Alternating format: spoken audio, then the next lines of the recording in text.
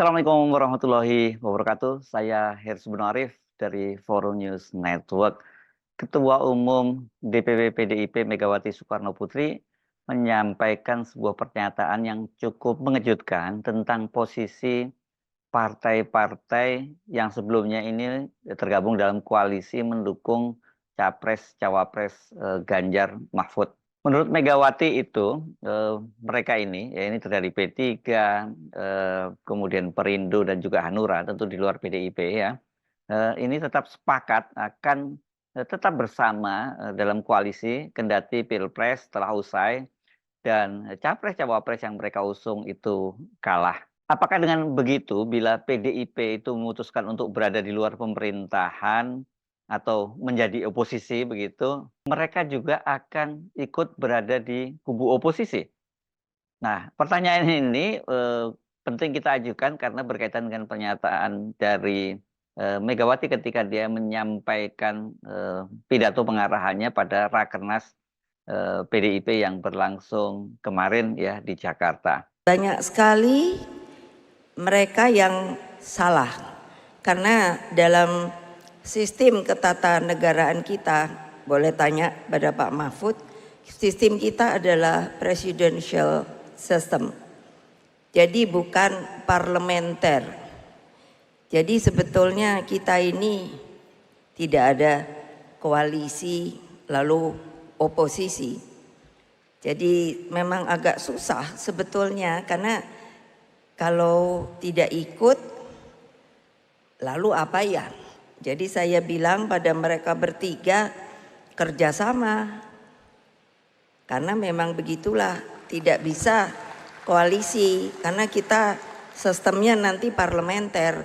Oleh sebab itu saya mohon dengan segala hormat saya dari kalangan pers juga harusnya memberikan sebuah pembelajaran masukan yang benar daripada sistem kenegaraan kita.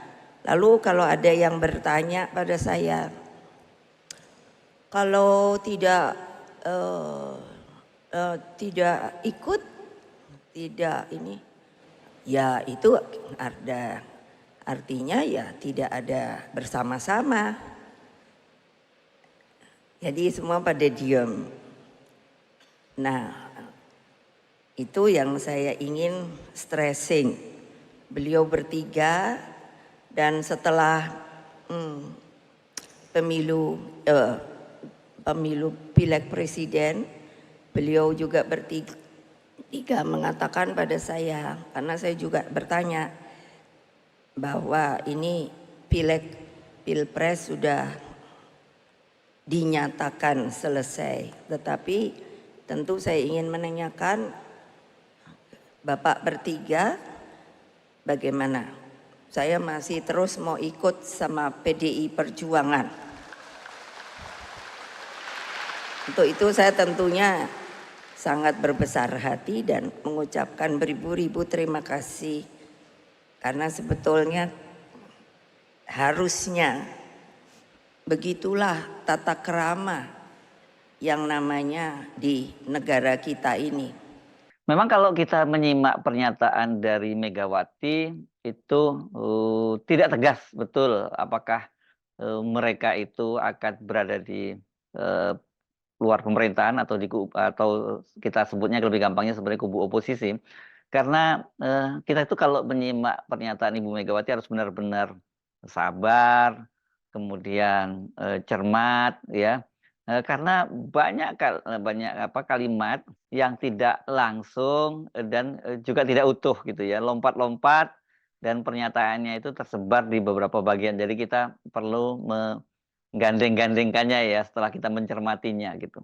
Tetapi saya kira kalau kita cermati secara utuh ya, secara keseluruhan pidato yang berlangsung selama 1,5 jam itu sesungguhnya ya tidak ada kata lain bahwa pilihan dari PDIP itu berada di luar pemerintahan.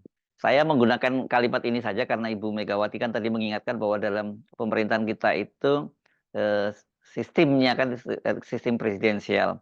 Ini benar sih memang kita bukan parlementer, walaupun prakteknya terkesan seperti parlementer karena sekarang ini kan pemerintah berusaha untuk mengumpulkan semua partai-partai yang ada di parlemen di dalam kubu pemerintah. Padahal kan sebenarnya memang dalam sistem presidensial itu presiden tidak bisa dijatuhkan oleh parlemen. Beda dengan parlementer ya. Kalau parlementer itu kalau kemudian ada partai yang menarik dukungannya dan kemudian tidak memenuhi syarat mayoritas di parlemen, dia bisa jatuh. Tapi kalau di pemerintahan tidak. Tapi terlihat prakteknya di Indonesia memang berbeda. Tapi oke, kita tidak perlu berdebatkan apakah istilah itu di luar pemerintahan atau di dalam atau oposisi. Tapi kita mungkin lebih mudahnya kita menggunakan kata oposisi saja ya. Kenapa saya menyatakan ini mengejutkan? Karena sikap Perindo dan juga sikap P3 itu berbeda. P3 misalnya tidak lama setelah Ganjar dan Mahfud itu menyatakan mereka akan berada di luar pemerintahan, bahkan seperti ditegaskan oleh Ganjar, dia tidak akan masuk kabinet dan memilih oposisi. Pada waktu itu P3 menyatakan komentarnya bahwa pilihan partai-partai politik itu tentu berbeda dengan pilihan dari capres dan cawapres.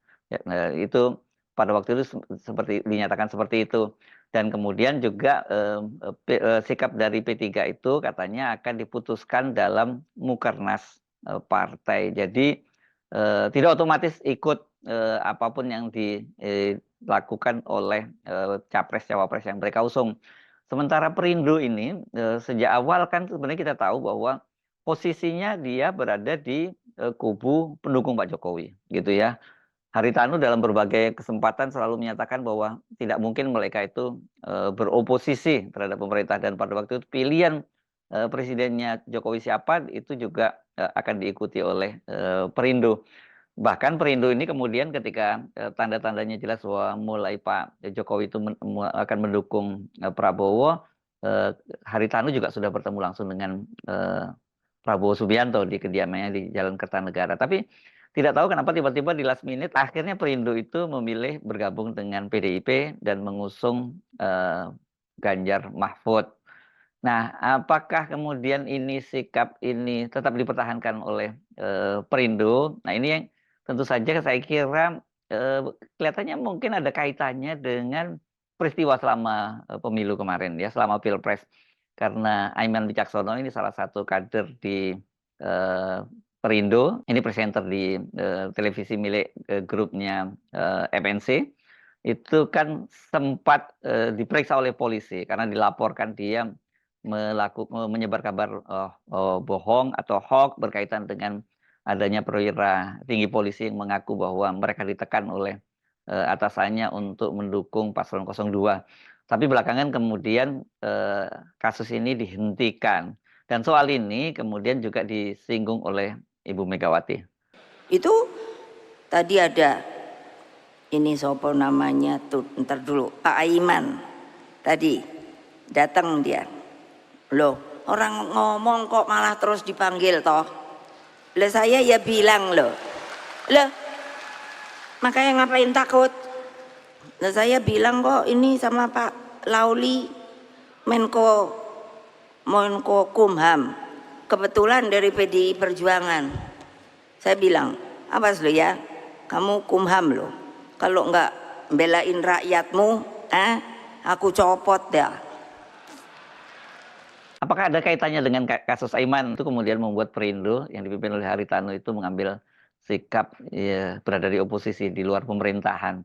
Ini kalau sebagai seorang pebisnis kan sebenarnya posisi di luar pemerintahan seperti ini tidak menguntungkan karena Haritanu itu selain sebagai politisi kan dia juga seorang pengusaha besar. Dan pada pemilu 2014 misalnya kan Haritanu itu sebenarnya berada di kubu pendukung Prabowo, tapi ketika kemudian Prabowo kalah dan kelihatannya dia juga mulai mengalami tekanan dalam bisnisnya pada pemilu atau Pilpres 2019 kemudian beralih menjadi pendukung dari Jokowi. Nah sekarang ini apakah pilihannya seperti itu? Dan demikian juga dengan Hanura. Kalau Hanura ini saya kira relatif pasti tidak punya chemistry dengan Pak Prabowo karena ya Usman Sabtaodang ini punya sejarah perseteruan lama dengan Prabowo kan waktu itu pecah HKTI dan sebagainya itu ketika HKTI dipimpin oleh Prabowo ya ketua umum tandingannya adalah Oso. Jadi memang nggak nyambung nih antara Oso dengan Prabowo. Nah, kalau memang betul seperti yang dikatakan oleh Ibu Mega tadi bahwa mereka ini akan ikut pilihan, politik PDIP, artinya kalau PDIP memutuskan berada di luar pemerintahan atau menjadi oposisi, mereka menjadi oposisi, saya kira ini memang nggak bisa dianggap main-main, juga karena, benar mereka itu partai-partai, non parlemen, tetapi saya kira seperti kalau kita bicara P3 dia, masih tetap punya, basis massa yang cukup lumayan, tinggal sepertinya dikapitalisasi.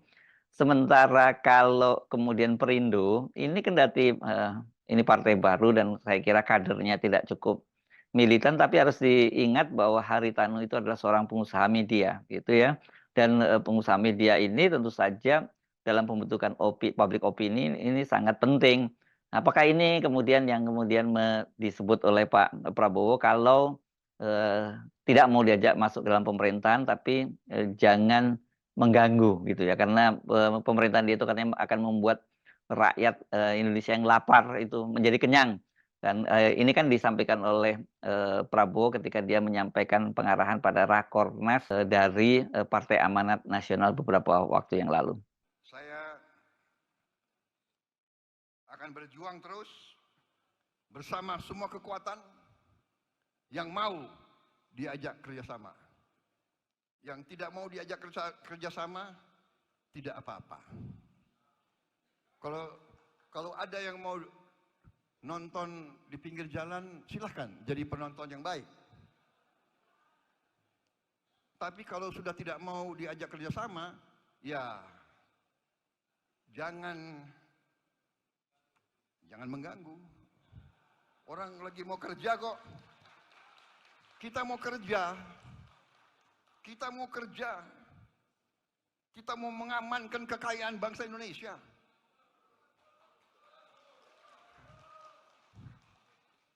Kita mau hilangkan kelaparan. Tidak boleh ada orang Indonesia yang lapar.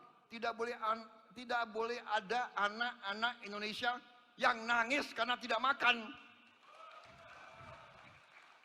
Tidak boleh. Saya yakin saudara tidak terima. Saya malu, saya dikasih pangkat jenderal oleh rakyat. Saya dipilih oleh rakyat. Siang dan malam kita berpikir, saya berpikir siang dan malam, bagaimana rakyat Indonesia tidak ada yang lapar. Jadi saya kira, meskipun kelihatannya disampaikan sambil lalu ya, kalau saya nyebutnya begitu ya Ibu Megawati, tapi tetap saja pernyataan bahwa partai-partai, koalisi pendukung Ganjar, Mahfud itu tetap solid, itu sangat menarik. Tapi P3 yang saya kira masih, perlu kita pertanyakan apakah betul akan berada di, kubu oposisi begitu ya. Kalau kita menyimak dari pernyataan salah satu petinggi P3, tapi ini petinggi yang baru ya, Menteri, Pariwisata dan, Ekonomi Kreatif Sandiaga Uno, dia menyatakan dia, secara halus dia pernah menyatakan dia akan menolak kalau dia diminta masuk dalam pemerintahan. Meskipun sebelumnya dia sikapnya seperti yang menyatakan dia akan terhormat kalau, diminta bergabung. Tapi perkembangan terbaru dia menyatakan dia secara halus dia akan menolak kalau diminta bergabung dalam pemerintahan Prabowo Gibran. Jadi ya, kemungkinan besar ini, masih ada tarik-menarik di kalangan P3 untuk menentukan apakah mereka berada di pemerintahan atau di luar pemerintahan. Tetapi kan sejak putusan Mahkamah Konstitusi bahwa mereka itu, akhirnya tidak, tanda-tandanya jelas tidak akan lolos di pemilu legislatif ini pada, maksud saya lolos di parliamentary threshold, ya posisi dari, P3 maupun daya tawarnya itu tidak lagi cukup kuat. Saya Sebenarif dari Forum News Network, sampai jumpa lagi. Wassalamualaikum warahmatullahi wabarakatuh.